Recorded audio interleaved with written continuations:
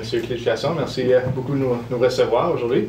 Vous êtes quelqu'un que beaucoup de nos lecteurs d'Astor, je pense, connaîtront un peu comme étant un des premiers du Parti acadien. Vous avez été le premier président, si je ne me trompe pas. Oui. Donc, pour commencer, j'aimerais peut-être revenir un peu à cette époque-là, puis vous expliquer comment est né cet engagement pour vous, là, comment est née l'idée du Parti acadien. Ouais.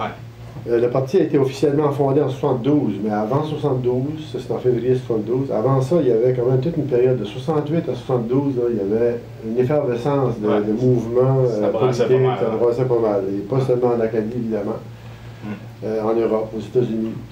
Il y avait beaucoup de mouvements de libération de groupes, soit ethniques ou, je pense, aux Noirs aux États-Unis, et les Autochtones aussi aux États-Unis. Et puis là au Québec, évidemment, avec ce qu'on a connu au début des années 70, le mouvement nationaliste québécois, l'affirmation des Québécois par rapport au Canada français. Ils ne voulaient plus s'appeler des Canadiens français, ils sont devenus des Québécois à la fin des années 60. Alors tout ça pour dire qu'il y avait donc ce mouvement mondial qui était là. Nous, comme Acadiens, évidemment, on était branchés aussi sur ce qui se passait ailleurs. Et puis je pense que ça a eu un impact, une influence sur la création du parti comme tel. Pourquoi le Parti acadien? C'est qu'on s'était dit aussi que ça fait longtemps que les Acadiens, on s'est toujours vus comme des minoritaires, puis on pense comme des minoritaires, puis on ne peut jamais décider pour nous-mêmes qu'est-ce qui va se passer pour notre peuple. Et puis politiquement, c'est encore pire parce que il y a tous les partis politiques, il y a les deux partis politiques principaux, là, les libéraux et les conservateurs, dans les deux cas, on est encore minoritaire. Même si tous les Acadiens votaient en bloc pour un parti, on demeurait quand même minoritaire. C'est un peu ce qu'ils faisaient à l'époque aussi. Bon, c'est ça. Puis c'est peut-être ce sentiment qu'à un moment donné, pourquoi on avait déjà fait des expériences à d'autres niveaux, dans le domaine des pêches, là, les pêcheurs ont commencé à s'organiser avec l'Union des pêcheurs des maritimes. Ensuite, les forestiers, il y avait le syndicat forestier du Nord, il y avait d'autres associations, j'essaie de me rappeler, de gens qui décidaient de s'organiser par secteur d'activité, disons. Fait que donc, il y avait ce mouvement-là aussi. Puis on s'est dit, politiquement, ce serait intéressant si on pouvait avoir un projet collectif qui regrouperait toutes ces forces-là, ces forces vives de l'Acadie, puis qu'on pourrait articuler un projet politique.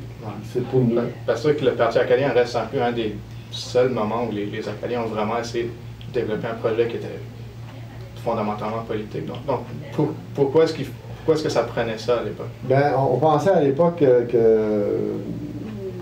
c'était, comment je dirais ça, c'était, on était mûrs pour cette, on avait comme grandi comme peuple les années 60. Il ne faut pas oublier aussi que de ma génération, c'était la première génération qui avait accès à l'éducation supérieure. Donc on était plusieurs, des gens qui avaient passé par l'université, donc, puis même au niveau de la maîtrise et tout ça, donc des professionnels aussi, des gens qui avaient sorti, qui pouvaient lire, qui avaient une analyse de ce qui se passait. C'est qu'on s'est dit, ben, il me semble que c'est notre tour là, aussi de nous prendre en main. Puis, tous ces facteurs-là, c'est sûr que il y avait pas nécessairement une confusion, mais beaucoup de gens pensent que le Parti acadien a été fondé dans le cadre d'une province acadienne. C'est pas ça du tout. C'est venu après ça, dans le fond. Donc à l'origine, comment est-ce que vous avez concept ce nationalisme? C'était plus un projet, moi je dirais, un parti socialiste, que certains appelleront peut-être social-démocrate, disons, ça dépend de la définition qu'on donne de l'un ou de l'autre. Mais à l'époque, on se disait socialiste, disons. On se disait aussi qu'il y avait une force vive en Acadie qui était la coopération. Puis d'ailleurs, quand on lit le petit livre qu'on avait publié à l'époque, on parle beaucoup du mouvement coopératif acadien comme étant une des grandes réussites du peuple acadien. Encore aujourd'hui, d'ailleurs, quand on regarde le mouvement des caisses populaires et des coopératives, on se dit il y a au moins ça que les Acadiens ont réussi par eux-mêmes. Puis la base du Parti acadien, c'était la coopération. C'est trouver une façon pour les gens de travailler ensemble pour bâtir des projets, puis se prendre en main, puis se développer par soi-même, tout ça. Fait que la partie plus nationaliste, culturelle, j'appellerais linguistique, c'est venu un peu plus tard. Là, il y a des factions qui se sont formées dans le parti. Puis là, les gens qui étaient plus, disons, ils ont délaissé la partie plus économique et sociale pour aller plus vers la partie culturelle et linguistique. Eux autres ont dit, ben, la seule façon de vraiment réussir notre coup, c'est d'avoir une province à nous, puis de se contrôler nos éléments, un peu comme les Québécois. Jusqu'à quel point est-ce que ça a transformé le parti? Ah, ça l'a transformé. Est-ce que ça a totalement changé? Oui, à mon avis, on a perdu des éléments intéressants, importants dans le parti, des penseurs, des gens puis, moi, j'étais plus du tenant de la première vague. Je n'étais pas pour ça, la province acadienne, parce que... Pourquoi pas? Parce que je trouvais que c'était pas viable. C'était pas viable au niveau économique et culturel. On parle d'un peuple de 230 000 habitants.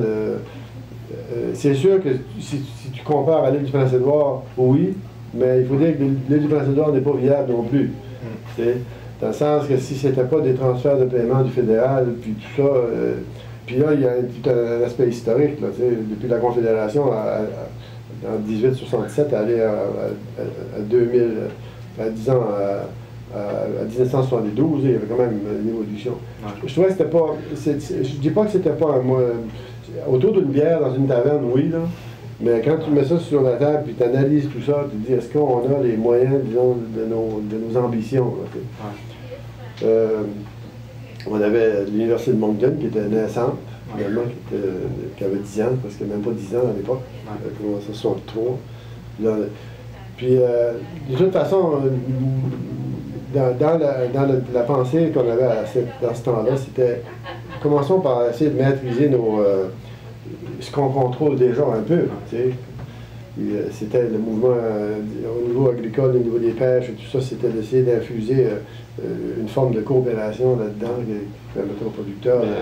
Avez-vous l'impression que c'était un peu trop ambitieux d'essayer d'amener cet esprit-là de coopération à un niveau politique? Qu'est-ce que ça peut représenter en termes de défis? Ça doit être quand même assez gros. Ouais, mais pour des jeunes, il n'y a rien qui est trop ambitieux. À l'époque, on était certainement un peu naïfs, j'en doute pas, mais on avait aussi l'ambition de jeunes qui voulaient changer des choses. Et puis vous, qu'est-ce que vous retenez de cette expérience-là, de cet engagement-là? Premièrement, il y a beaucoup de choses. Premièrement, c'est vrai que les gens, il faut faire confiance aux gens aussi, parce que c'était pas clair notre approche des fois pour les gens, comme pour le commun des mortels, on n'avait pas tout le temps la façon de le lire et de l'articuler, on n'avait pas les moyens non plus, donc on peut pas. Puis ça, c'est une chose. Deuxième chose que j'ai appris là-dedans, c'est que la politique, c'est politique électorale, je parle, quand je vais te faire élire, c'était un art. On n'avait pas ça, vous connaissez pas ça. S'assurer que les gens vont au pôle, que, tu sais, avoir des agents dans les pôles, toutes des affaires de base, qu'on ne connaissait pas. On l'a appris, sur le temps, mais disons qu'on n'a pas été très... ça peut être une grande réussite de ce côté-là. Mais quelqu'un qui veut faire de la politique aujourd'hui, dans un système démocratique, entre guillemets, faut maîtriser ces choses-là, parce que si tu veux que les gens viennent voter pour toi, il faut au moins qu'ils comprennent ce que tu as à leur dire, puis ensuite, fait que toute cette mécanique-là, on ne l'avait pas, mais malgré tout ça, on a un candidat qui a passé, Claude, a passé à 200 votes d'être élu à Kedgewick. C'était deuxième. Ouais. Puis après ça, dans le cas de Négadou-Chaleur, ici, à 20% du vote, j'ai fait élire un conservateur pour la première fois depuis la Confédération. C'était toujours libéral. Mais le 20% a fait que le conservateur est entré, le Roland Boudreau, qui est devenu ministre des Ressources naturelles après, puis tout ça. Puis à chaque fois que je l'allais encore, je le fais lire en disant une chance au Parti acadien, parce qu'il n'avait jamais été ministre. Mais de toute façon. Et puis, si on regarde aujourd'hui, qu'est-ce qui reste du Parti acadien? Qu'est-ce qui reste de cette expérience? Il reste il y a cette expérience-là qu'il faut analyser, qu'il faut repenser, parce qu'elle est là, mais il faut la... D'ailleurs, il n'y a pas eu grand-chose, quand tu penses à ça, il n'y a pas eu grand-chose d'écrit là-dessus. Il y a eu une thèse de Ouellette, là. Mais après ça, il n'y a pas eu grand-chose, puis il y a souvent des gens vont s'attarder au Parti acadien pour des périodes données, puis alors que le parti, il y a eu comme 10 ans, il y a une dizaine d'années, puis on pourrait appeler ça de mouvement, d'idées. Puis ça, éventuellement, j'espère que ça va se faire, que les gens pourront analyser ça. Je ne dis pas qu'aujourd'hui, les gens feraient la même chose. Il y a d'autres façons de faire de la politique aujourd'hui. Il y a quand même pas mal de jeunes qui regardent l'époque du Parti acadien avec une certaine nostalgie. Oui. Qu'est-ce que vous pensez qu'on devrait en retenir? Quelles sont les leçons à tirer? Ouais, ben moi, je dirais que les leçons à retirer, c'est qu'en 2013, là, avec les moyens qui existent aujourd'hui, les moyens de communication, les technologies, tout ça, il faudrait penser le projet dans ce contexte-là, dans le sens où il y a d'autres façons de le faire. C'est un peu comme vous faites avec le site web à cette heure. C'était impensable il y a 20 ans, il y a 10 ans, mais peut-être même 5, je ne sais pas. Donc, vous faites du journalisme d'une autre façon. Alors, il faut faire de la politique d'une autre façon. On dit aujourd'hui que les médias sociaux, par exemple, sont des façons de mobiliser qui étaient impensables il y a quelques années. Donc, peut-être que c'est dans cette direction-là qu'il faut aller. Puis aussi, j'ai l'impression que les jeunes se mobilisent plus pour des causes que pour des projets de société. C'est pour des causes bien spécifiques, l'écologie, des choses. Est-ce qu'il y a un problème là-dedans? La seule chose qui manque à ça, c'est un projet collectif. C'est que si chacun a sa petite cause, on ne sait pas où on va comme peuple. Alors, je ne dis pas que c'est facile d'avoir un projet collectif, disons, global, là, ou en globalisant, mais il faut viser à ça, je crois. Et quand vous parlez d'un projet collectif, est-ce que ça pourrait être un projet politique, comme vous Oui. envisagez avec le Parti acadien aussi? Est-ce que vous sentez encore ce besoin-là de développer un projet politique en Acadie? Ça serait peut-être pas un parti, là. Puis peut-être que oui aussi, je ne sais pas là, que ça soit, mais l'important, ce serait de voir est-ce qu'il y a moyen de faire la politique différemment de ce qu'on a actuellement. Puis aussi, d'avoir une idéologie ou un concept qui est inclusif, qui est ouvert, qui tient compte des valeurs d'honnêteté, des valeurs qu'on ne trouve presque plus là, en politique.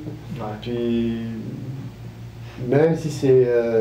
je ne sais pas si les gens seraient élus aujourd'hui avec une plateforme comme celle-là, mais l'idée de la proposer, je pense, ce serait avoir des idéaux qui dépassent là, le train-train quotidien, puis tout ce qu'on est habitué de voir. Là, et ça serait quoi, là, selon vous, les grands enjeux auxquels il faudrait s'attaquer? Si le Parti acadien existait encore, quelles seraient ses priorités en 2013? En 2013, il y a certains enjeux qui sont les mêmes qu'ils étaient à l'époque, dans le sens de toute la question du développement rural. On sait que l'Acadie, c'est un monde rural, et puis on dirait qu'on n'a pas évolué beaucoup par rapport à ça. Développer aussi plus de fierté par rapport à notre appartenance, à ce qu'on a comme culture, comme territoire, comme outil aussi. On a des gens avec énormément de possibilités, mais des fois on n'a pas confiance assez en nous-mêmes. Je dirais que ça serait une chose à faire. Puis aussi, avec les jeunes là, qui ont des ambitions, puis des idéaux, il ne faut pas avoir peur d'essayer de changer encore des choses. Il y a encore beaucoup à faire. Ça va. Merci, on va se laisser là-dessus. Donc, merci beaucoup d'avoir accepté de nous parler aujourd'hui. Ça fait plaisir. Bonne chance avec Astor. Merci beaucoup.